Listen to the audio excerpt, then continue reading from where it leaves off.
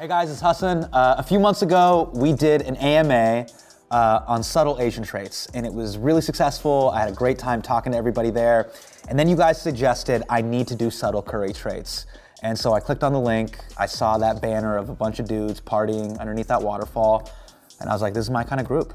Let me put on my banyan and let's chase these waterfalls. All right, what was the one thing that blew your mind the most while researching for the Indian politics episode? Indian cable news. Indian cable news was like, release the pundits. He had nothing in mind, not his family, only the country. That I salute. No, but they want proof. Now I'm coming but to that. But they want proof. No, no, you are a shameless person, whoever you are. It was just amazing. We did show one clip on the show where we had Indian Nancy Grace calling the shots, and yeah, she's awesome. I also love how she uses everyone's full name.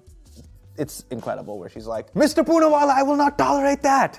And as for you, Ashish Malhotra, we cannot allow this. She's really great. I love her.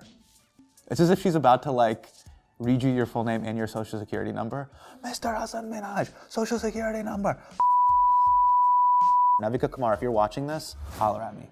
I would love to be a guest on your show. It truly would be an honor. I would love to be one of 19 guests. I know you'd give me special attention, and I just love how you use everyone's full names. What is your favorite type of biryani? Okay. For me, any type of biryani that minimizes the amount of black balls. Black balls are sort of like aromatic landmines that people put in their biryani. I don't even mind like the acorns, the walnuts, the random sticks. Sometimes you'll get biryani and there'll just be like straight up sticks in it. Like, oh, I just went on a hike. Here's some sticks from my hike, just a twig or two. I don't even mind those. Those are big, like surface area wise, you can move them to the side. These black balls are a nightmare. And if you get blackballed, oh, it fucks up your whole day. Also, apparently I asked my mom about it. She's like, oh, it's for aroma. And I'm like, it already smells great. Why do we have to add these incredibly dangerous things to our meal? If I was running for like school president and I had like a biryani based agenda, I'd be like, my first policy position is no black balls in biryani. And I think I'd win by a landslide. Did you get grounded for doing the episode on Indian elections? Yes, I got grounded, and I can only use my computer for the next hour, so we gotta hurry this up. Did Shashi Tharoor smell good? He actually smelled like a dictionary. How do you feel about Birkenstocks? To me, Birkenstocks are luxury chappals. It's kind of an excuse. It really is just the first-class version of Batas. Bata, if you're watching this video, I could be the face of Bata. Your first cousin Faiz teaches me professional ethics in law school. He's also hilarious. Cool fam, Hassan. Faiz actually did help us with our Indian election script, so what's up, Faiz? It's my cousin. He actually really is my cousin. This is wild. This is the first time someone on the internet has done that and they're actually right. You know, like sometimes people on the internet are like, oh, I know your cousin, and it's like, not my cousin. They'll be like, I know your cousin Harun. I'm like, I don't have a cousin Harun. But this time they actually do know my cousin, which is really cool. What do brown aunties say about you during their gossip sessions? Also, how desi is it that everyone is asking for a job here? First of all, I think it's amazing. You should shoot your shot. I love the ambition, I love the drive, and I love the hustle. How crazy would it be if someone actually got a job via Facebook? Or like, hey, how'd you get that job at Patriot Act? Be like, I don't know, I just dropped a resume in an AMA and I got hired. That'd be amazing. The one thing aunties say all the time is he's not that funny, which I'm used to. I loved your rendition of Tum Paas Aaye on air. Like Tum Paas Aaye. But what's your favorite Bollywood song? So for me, Kabhi Kabhi is like an all-time classic. My dad, and I think a lot of Indian dads would sing that just as like a go-to, yo, like you know I can sing, right? So yeah, my dad would definitely hit that Amitabh deep baritone in the beginning where he's like, Kabhi Kabhi mere dil mein khayal aata hai. He would like really hit that part of the song. For those of you guys who've never heard that song, it's almost like, you know how like rap albums have like little interludes? Kabhi Kabhi has like a little interlude in the beginning where Amitabh Bachchan is sort of like doing like a little poem before he sings the song. And so, yeah, anytime I knew my dad was trying to like, you know, impress my mom, he dropped some Kabhi Kabhi. Also, the video's iconic. Like the clothes that Amitabh is wearing in that video, it's great. His swagger's uncanny. What do you think about the repeal of Section 377?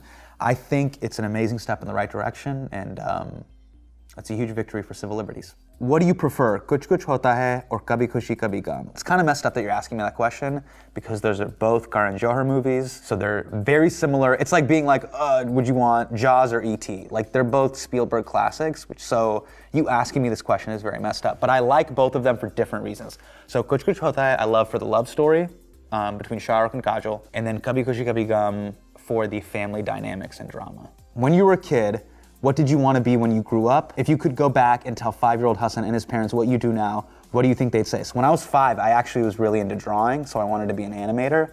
And my dream was to be an animator for Batman the Animated Series. That was like my favorite cartoon growing up. And then if I were to tell my parents what I do now, first of all, they'd be like, who are you? Because I've gone back in time, which is insane. So they'd be like, who is this bearded man who showed up? And like, hey mom, hey dad, that'd be really weird for them. They'd also not believe what I'm doing is a real career. I'd be like, oh, I do comedy on television. They'd be like, what is that? Or actually I'd be like, I do comedy on the internet. And they'd be like, what are you talking about? Where have you come from? You're a demon. I'd be like, but Ammi, Abu, I'm your son. If you could have someone appear as a special guest host on Patriot Act, who would you want? I think Nathan Fielder would be an incredible host for Patriot Act. And I would want Nathan to do it at the same pace that I do Patriot Act episodes in. I think that'd be incredible. Will you connect with me on LinkedIn? I don't have a LinkedIn. Why do people ask me this all the time? They're like, what's your LinkedIn? Comedians don't have LinkedIns. Also, if we did, it'd be really sad. It would be like, occupation, stand-up comedy, and then you like would list the number of years, and then, no, it just wouldn't work. Isn't it kind of crazy that you're just putting your resume on blast? Like, it's just straight up public knowledge. Isn't that wild? This was a huge thing at family da'wats. You'd have like some auntie who'd come up to you and be like, what's your SAT score? And you'd be like, what, why are you, like, it was like someone was looking at you naked. And now people are just like, here's my resume, just publicly look at it. People list their GPA on it, right? Yeah. People straight up list their GPA. So Indian people in the comments, please let me know, do you list your GPA on your LinkedIn? And if so, how are you so brave? I would never list my GPA, ever.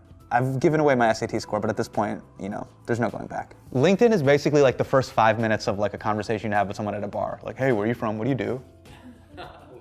What's your GPA? What's your GPA? You know, like the first 3 questions you ask at a bar. What's your GPA? What's something about being South Asian that you think non-Desi folks really struggle to understand? I have to call my parents. It's just a non-negotiable thing. Like sometimes I'll be with friends, my phone will be ringing, it'll be like brr, brr, and it'll be like mom cell, and they're like, I don't pick up, and I'm like, you don't understand, I have to pick up. They're like, it's not an emergency, and I'm like, you don't understand. I've sometimes been with friends and I've been hanging out with them and they'll be like, it'll be like dad's cell and they'll be like, not right now. And I'm like, God damn, Brian. What was the hardest episode you've done so far in terms of research on the topic? So I would say Indian elections for sure was the hardest in terms of the breadth and the depth of it, because the episode's 30 minutes, but there was a lot of other stuff that we wanted to include. There's just tons and tons and tons of information. It could have been multiple episodes. And then also just how tense and loaded of a topic Indian politics is, especially being a Desi kid. I'm an NRI and I'm an ABCD. I'm talking about Indian elections. Like, there were a lot of things that I had to be aware of going into it. So we tried to address all of them in the episode. What is the one thing you loved and one thing you hated about growing up in a Desi household? So the good thing is you get to live at home as long as you would like. And the bad thing is you get to live at home as long as you would like. So yeah, you start hitting the mid-20s, mid to late 20s, it gets a little real. And I lived at home during college, which was wild. There was a lot of times where I had to go to the library to study on a Saturday night. This is a crazy story. So this is actually how my parents found out that I was doing comedy. So I used to tell my mom was cool with me doing comedy, so I was like, hey mom, I'm gonna go to the library. And she's like, you're gonna go to the library? And I'm like, yeah, I'm gonna go to the library, which was I was gonna go to an open mic. So we live in Davis, and I'm living at home, and I have to drive to San Francisco. Like, San Francisco had the best open mics.